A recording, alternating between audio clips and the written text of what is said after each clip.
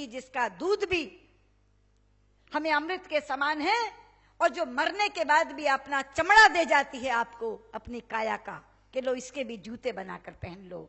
और हमारे यहां लिख दिया कि तुम जब मरोगे तो भी वैतरणी पार कराने के लिए यही गऊ आएगी जिसकी पूंछ पकड़ के तुम जा सकोगे। तो धर्म और आस्था के साथ इसको इसलिए जोड़ा गया ताकि आप इसकी रक्षा करो।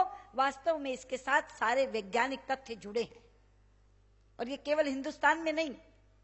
एक बार वियतनाम का एक प्रतिनिधिमंडल आया था, एक संसदीय कार्य समिति के सामने उनसे बात हुई, तो उनको कहा कि आपने अपने यहां गरीबी उन्मूलन कैसे किया?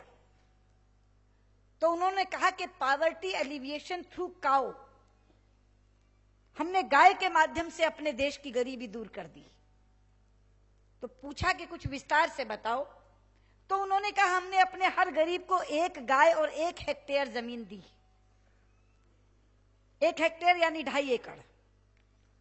उसमें वो चारा बोते थे, वहां से गाय का फॉडर आता था, और गाय का पूरा दूध हमारे चिलिंग सेंटर ले लेते थे, इतना छोड़कर के उनके बच्चे पी सकें, और उसका पैसा उन्हें तुरंत मिल जाता था।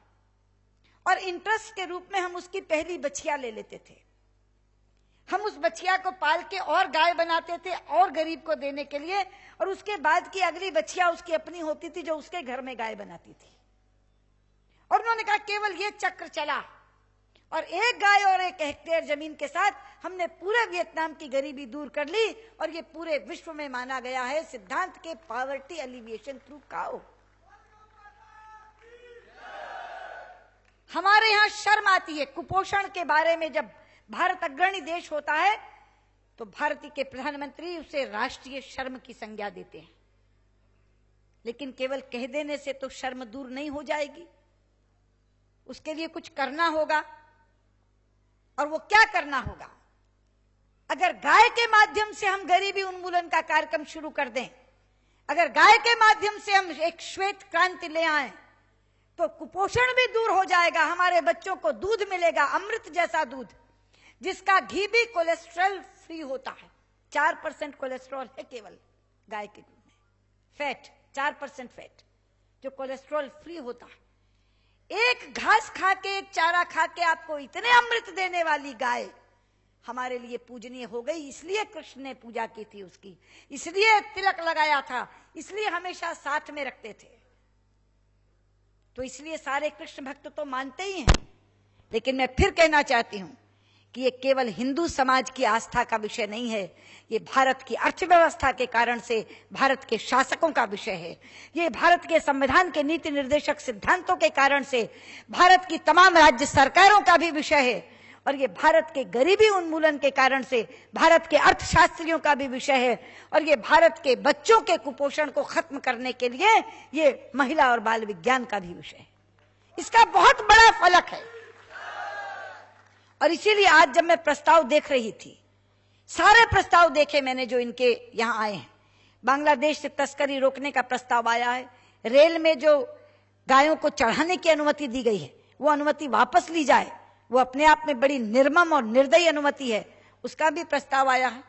पाकिस्तान में गोमांस के निर्यात का भी प्रस्ताव आया है, वैसे भी गोमांस के निर्यात पर पाबंदी लगाने का प्रस्ताव आया। सारे प्रस्ताव देखे, एक प्रस्ताव मुझे नहीं दिखा, मुझे लगता है वो प्रस्ताव भी होना चाहिए।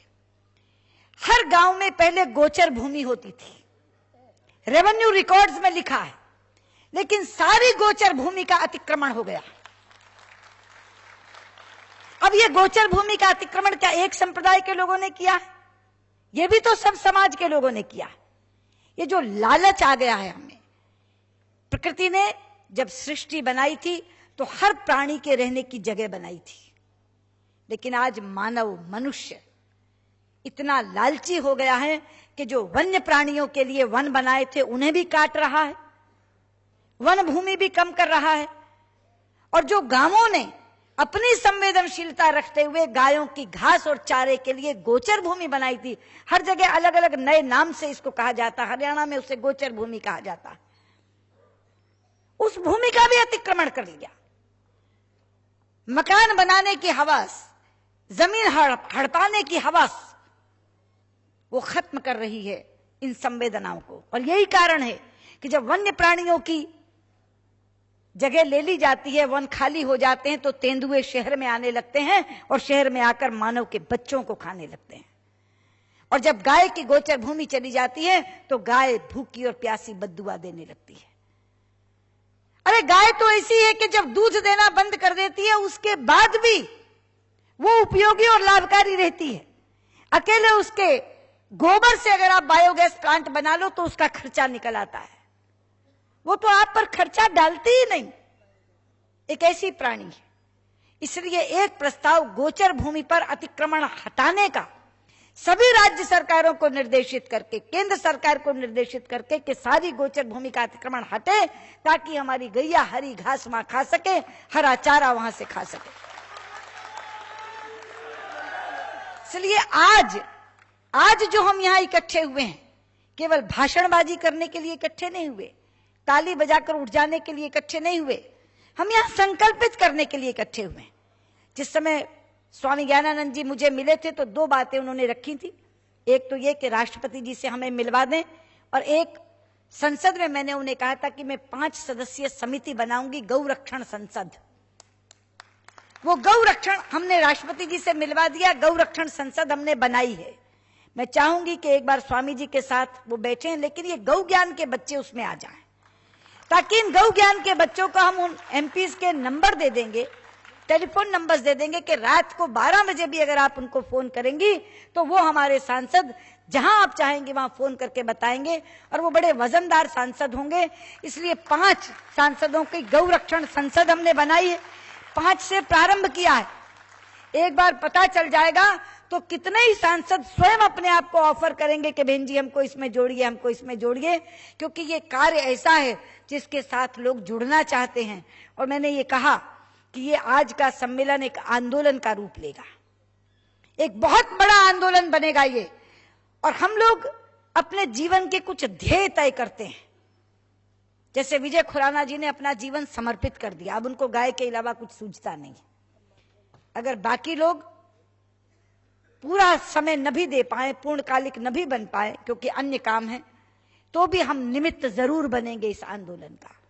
इसलिए मैं आज कहने आई हूं कि ये सम्मेलन अन्य सम्मेलनों की तरह केवल भाषण करके उठ जाने का नहीं है, भाषण सुनकर ताली बजाकर उठ जाने का नहीं है, बल्कि ये सम्मेलन अपनी पीड़ा व्यक्त करने का भी है और स्वयं को संकल्पित करने का भी है। जितने प्रस्ताव यहाँ पारित होने जा रहे हैं, मैं स्वयं को उससे संबद्ध करती हूं और उन प्रस्तावों पर संसद के माध्यम से जो कुछ करना होगा उसके लिए अपने आप को वचनबद्ध भी करती हूं और अपनी प्रतिबद्धता आपके सामने प्रकट करने आई हूं। बहुत बहुत धन्यवाद।